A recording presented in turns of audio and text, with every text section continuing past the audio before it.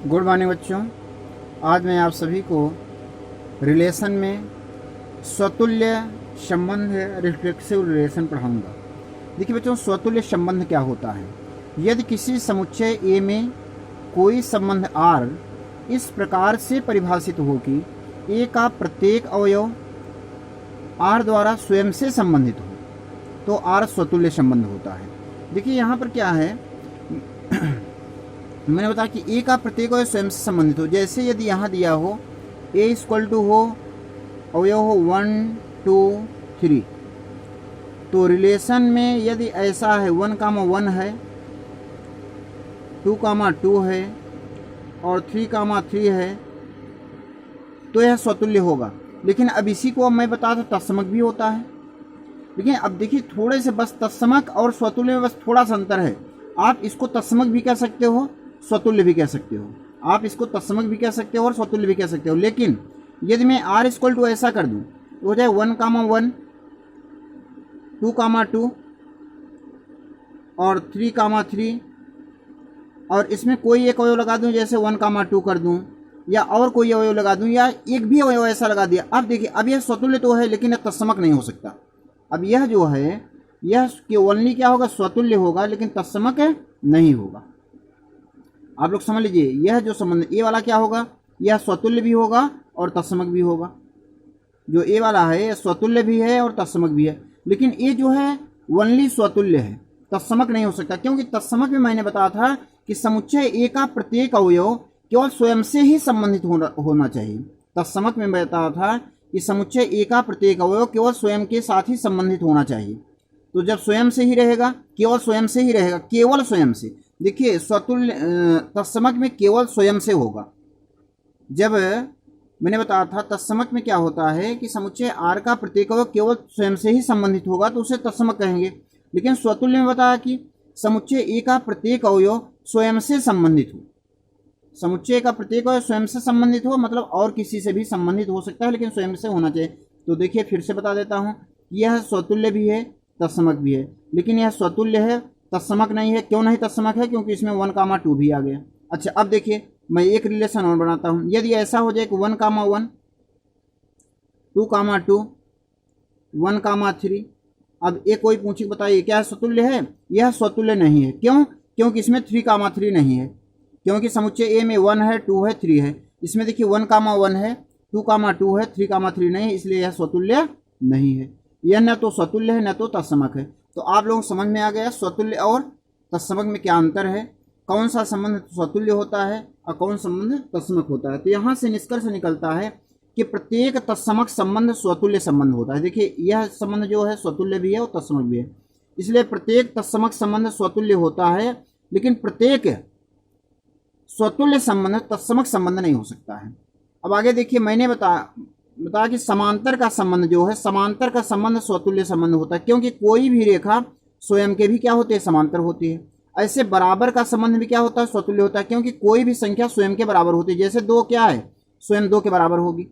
ऐसे समांतर कोई रेखा स्वयं के क्या होती है, समांतर होती है। लेकिन लंब का संबंध स्वतुल्य नहीं होगा, क्योंकि कोई भी रेखा स्वयं पर लंब नहीं हो सकती। कोई भी रेखा स्वयं पर लंब नहीं हो सकती, इसलिए लंब का संबंध स्वतुल्य नहीं हो सकता। अब आगे आइए देखिए, सम्मित संबंध है, सिमेट्रिक रिलेशन है।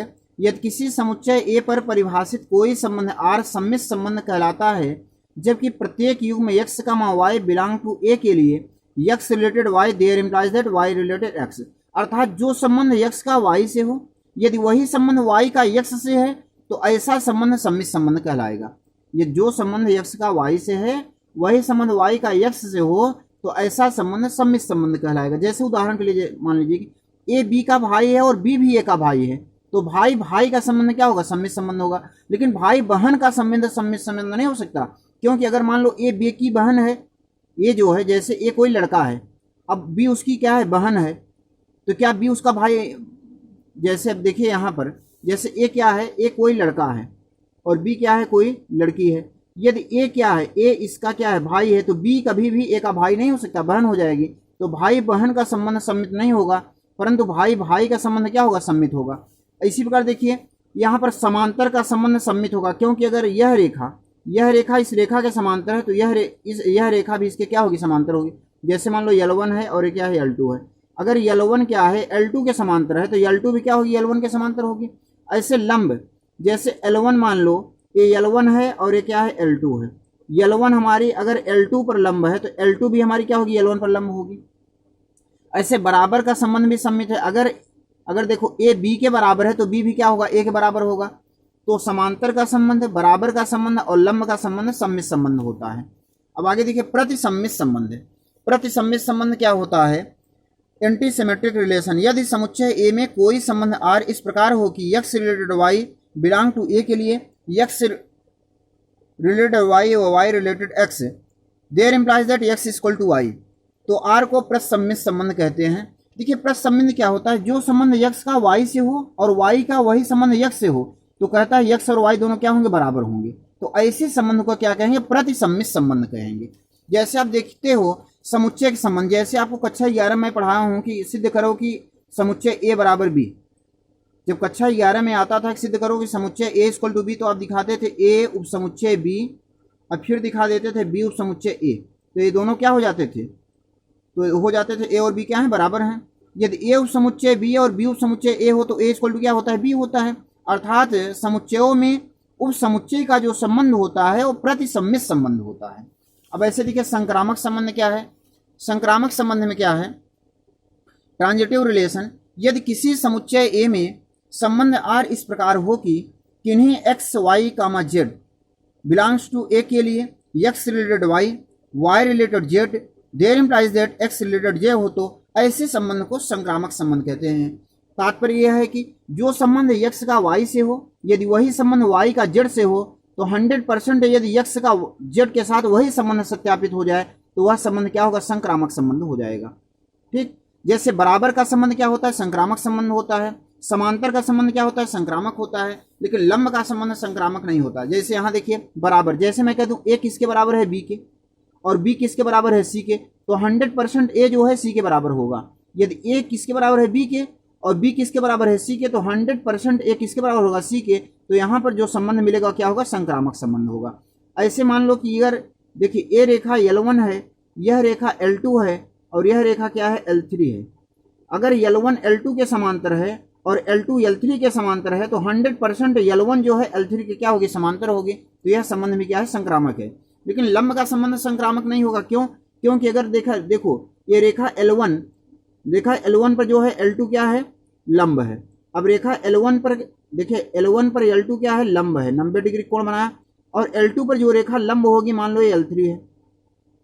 अब देखिए a इस पर लंब है, लेकिन अब यहाँ देखिए L1 और L3 लंब नहीं हो सकती है, दोनों क्या हो जाएंगे? समांतर हो जाएंगे। अब L1 और L3 दोनों क्या हो जाएंगे? समांतर हो जाएंगे। इसलिए लंब का संबंध कभी संक्रामक संबंध नहीं हो सकता है। तब आप लोग आगे देखिए तुल्यता संबंध, इक्विवेलेंस रिलेशन। समुच्चय ए में कोई संबंध आर तुल्यता संबंध कहलाता है यदि समुच्चय आर स्वतुल्य, सममित तथा संक्रामक हो। जैसे बराबर का संबंध तुल्यता संबंध होता है, समांतर का संबंध भी तुल्यता संबंध होता है। तो आप लोग ध्यान दीजिए, कोई संबंध तुल्यता संबंध तभी प्रदर्शित किया जा सकता है जब वह स्वतुल्य भी हो, सममित भी हो और संक्रामक भी हो। आगे नोट देखिए, रिक्त संबंध को शून्य संबंध भी कहते हैं। सार्वत्रिक संबंध को समष्टि संबंध भी कहते हैं। रिक्त संबंध और सार्वत्रिक संबंध दोनों तुच्छ संबंध कहलाते हैं। प्रत्येक तत्समक संबंध स्वतुल्य संबंध होता है, परंतु प्रत्येक स्वतुल्य संबंध तत्समक संबंध नहीं होता है। Thank you.